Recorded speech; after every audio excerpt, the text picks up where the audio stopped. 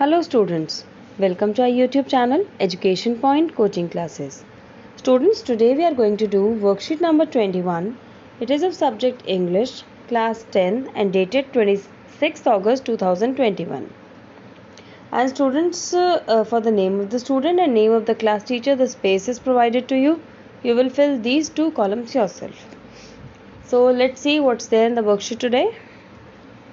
In the last worksheet you read about the poem Dust of Snow.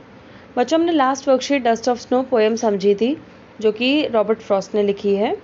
It tells us something even a small incident में prove to be a larger significance.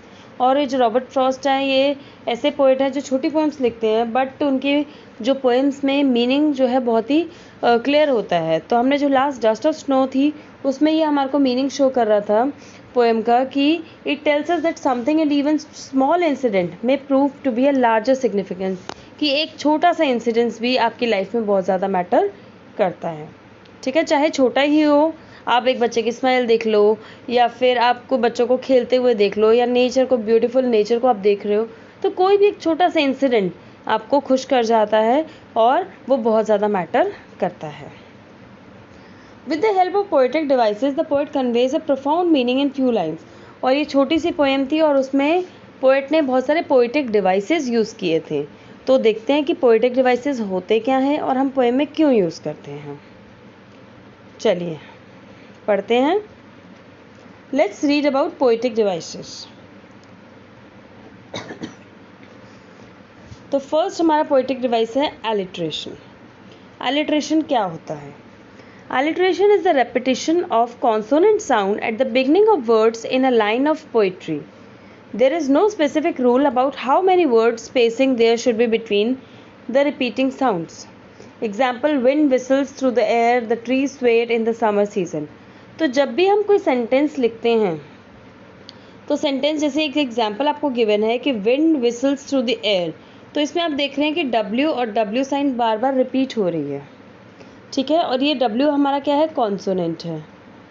ठीक है, जब एक sentence में हमारे जो consonant sound bar बार repeat होती हैं तो वो हमारी एलिट्रेशन कहलाती हैं. ठीक है, and it is not specific कि आपने दो वर्ड्स के बीच में चाहे स्पेस है कि नहीं है. हो सकता है कि एक W यहाँ पर है, एक W यहाँ पर है, एक W यहाँ पर है, तो बीच में नंबर ऑफ़ वर्ड्स भी आ सकते हैं. कंटिन्यूस एक के बाद एक वर्ड भी आ सकते हैं. तो कोई स्पेसिफिक रूल नहीं है, बट W साउंड उस सेंटेंस में रिपीट हो रही है. That is why we call it as alliteration. Okay, second sentence भी देखिए. The tree swayed in the summer season. तो स्वेड लिखा है, यहाँ पर S साउंड रिपीट हो रही है, यहाँ पर S साउंड रिपीट हो रही है, यहाँ पर S अगेन, और बीच में देखिए इन दो वर्ड्स आपके और भी आ रहे हैं. इसमें कोई भी S साउंड नहीं है, बट ये पूरा सेंटेंस द से स्टार्ट हो रहा है, यहाँ फुल स्टॉप पे ख़त्म हो रहा है. इसके बीच में आपके 3 वर्ड्स ऐसे हैं जो S साउंड से रिपीट हो रहे हैं, और S भी हमारा क्या है? कॉन्सोनेंट है. तो जब कॉन्सोनेंट साउंड रिपीट होती है तो वो एलिट्रेशन कहलाती है. ओके, चलिए, आई होप आपको एलिट्रेशन क्लियर हो गया होगा. जब एक ही लाइन में सेम कॉन्सोनेंट साउंड रिपीट की जाती है उसको एलिट्रेशन कहा जाता है. Clear? Next is symbol. Symbol is an object or action that means something more than its literal meaning. तो symbol या symbolism is the use of an object or reference to represent an idea. तो अगर हम किसी चीज़ को as a, जैसे हमने इस पोएम में ये हमारा क्रो है, हमने क्रो को एज अ क्रो यूज़ नहीं किया, बट हमने क्या यूज़ किया? As a bad woman. Tree है, ट्री को हमने एज अ ट्री नहीं यूज़ किया, हमने क्या यूज़ किया? As a bad woman. ठीक है, तो दोनों ही क्रो और जो ट्री हैं वो किसके सिंबॉलिज्म है? बैड वुमेन के. ठीक है, तो इसीलिए सिंबॉलिज्म यूज़ किया जाता है कि लिटरल मीनिंग, उनका मीनिंग. ट्री क्या है? ट्री एक पेड़ है जो हमें एनर्जी, जो हमारे को ऑक्सीजन प्रोवाइड करता है, हमारे जो एटमॉस्फेयर को ग्रीन रखता है. लेकिन हमने जो पोएट ने इस पोएम में इन दोनों को एज अ सिंबॉलिज्म यूज़ किया है, और दोनों ही जो चीज़ें हैं, ट्री भी और क्रो भी, दोनों ही बैड ओमेन का सिंबल है. That is Y both of them shows symbolism. Okay, और यहाँ पर देखिए एग्जाम्पल दिया है आपको. एग्जाम्पल क्या है? Water can represent life. अगर हम वाटर की बात करें तो वाटर तो पानी है जो हमारे को रिक्वायरमेंट है, लेकिन अगर हम वाटर को एज अ लाइफ रिप्रेजेंट भी करते हैं तो जब हम वाटर को एज लाइफ यूज़ करते हैं तो it becomes a symbolism. Clear? So I hope alliteration और सिम्बोलिज्म में आपको कोई प्रॉब्लम नहीं होगी। चलिए इसके बेस पे कुछ आपको जो क्वेश्चंस दिए हैं वो एक बार देख लेते हैं। The poet use the hemlock tree to symbolise. अब हेमलॉक ट्री को क्या सिम्बलाइज किया है? मैंने अभी बताया सिम्बॉलिक किसके हैं? वो बैड ओमेन के। ठीक है, तो लेकिन यहाँ पर आपको बैड ओमेन का कोई ऑप्शन नहीं दिया है, आपको क्या दिया है? Longevity, togetherness, healing and protection. ठीक है, तो यहाँ पर बैड ओमेन का ऑप्शन नहीं दिया, तो उसके अलावा भी आपका पॉजिटिव सेंस में जो आपका सिम्बॉलिक रहेगा वो रहेगा हीलिंग। द रीज़न बीइंग, जब वो ट्री है, ट्री के ऊपर जो स्नो है वो उस पर्सन के पोएट के सिर के ऊपर गिर रही है जब स्नो, तो उसका मूड जो है वो बिल्कुल चेंज हो गया और उसका मूड रिलैक्स हो गया, तो वो हील हो गया। तो इसका जो सिम्बॉलिज्म वो किस लिए यूज़ किया गया है इस पोएम में? As an healing.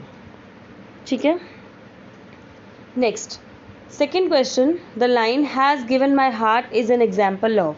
जो हैज़ गिवन माई हार्ट, तो ये क्या है आपका? जो क्वेश्चन नंबर सेकेंड में ये किस चीज़ का एग्जाम्पल है आपका? Has given my heart. आपको कुछ ऊपर जो एग्जाम्पल दिए उससे कुछ समझ में आ ही गया होगा। ये देखिए, हैज़ एच से स्टार्ट हो रहा है, यहाँ पर हार्ट भी एच से स्टार्ट हो रहा है, तो एच साउंड क्या है? रिपीट हो रही है, तो ये किसका एग्जाम्पल है? एलिट्रेशन का। क्लियर? चलिए question number 3, in the poem the crow does not symbolise. Crow हमारा बैड ओमेन है, तो क्या सिम्बलाइज क्रो नहीं करता? डेथ यस करता है, इविल करता है, जॉय हैप्पीनेस नहीं करता, और बैड लक यस। तो इसका करेक्ट ऑप्शन क्या होगा हमारा? इसका करेक्ट ऑप्शन होगा हमारा सी पार्ट, जॉय। क्लियर? क्योंकि इसमें लिखा डज नॉट सिम्बलाइज, बाकी जो तीनों चीज़ें हैं डेथ, इविल और बैड लक वो सिम्बलाइज करता है। क्लियर? चलिए क्वेश्चन नंबर 4 की तरफ बढ़ते हैं। Which of the following options is an example of alliteration? कि कौन सा एग्जाम्पल दिया है यहाँ पर 4 ऑप्शंस में से जिसमें एलिट्रेशन शो की गई है आपको? तो फर्स्ट सेंटेंस देखिए, शुक डाउन ऑन मी। तो shook down on me the way a crow a change of mood and saved some part. तो इसमें आप देख रहे हैं जो डीप ऑप्शन है उसमें देखिए सेव्ड, एस, तो एस साउंड क्या है? रिपीट हो रही है। ठीक है, और यहाँ पर आपको तीनों में कोई भी ऐसा फ्रेज नहीं दिया हुआ है, कोई ऐसा सेंटेंस नहीं दिया हुआ जहाँ पर कोई भी कॉन्सोनेंट साउंड रिपीट हो रही हो, तो एंड सेव सम पार्ट जो है आपका करेक्ट ऑप्शन होगा, क्योंकि इसमें एलिट्रेशन शो कर रहा है। ओके, चलिए बढ़ते हैं 5th क्वेश्चन की तरफ। How would you describe the tone of the poem in the second stanza? तो आपको सेकेंड स्टैंजा में बतानी है कि पोएम की जो टोन है वो कैसी है। फर्स्ट पैराग्राफ में तो आपको दिखाया था कि जो उसके वो बैठा है वहाँ पर और उसका मूड बहुत ही सैड है, और सेकंड पैराग्राफ में जब बताया कि जब वो स्नो उसके सिर पर गिरती है तो उसका मूड चेंज हो जाता है, हैप्पीनेस आ जाती है। तो कैसी टोन है? हैप्पीनेस की टोन है। तो सैड की no, gloomy no, hopeful yes, या डिप्रेस्ड नो। तो सेकेंड स्टैंजा तक आते आते उसका मूड क्या हो जाता है? बहुत ही रिफ्रेश हो जाता है, तो दैट इज़ होपफुल। यानी कि सेकेंड स्टैंजा में हमारी पोएम की जो टोन है वो क्या हो जाती है? होपफुल हो जाती है। तो आई गेस ये इजी सी वर्कशीट आपको समझ में आ गई होगी बच्चों। इन केस कोई डाउट है तो कमेंट सेक्शन में बच्चों ज़रूर लिखकर बताइए, और इस वीडियो को लाइक, शेयर एंड सब्सक्राइब ज़रूर करिए। तो चलिए बच्चों, मिलते हैं नेक्स्ट वर्कशीट में। Till then bye bye students.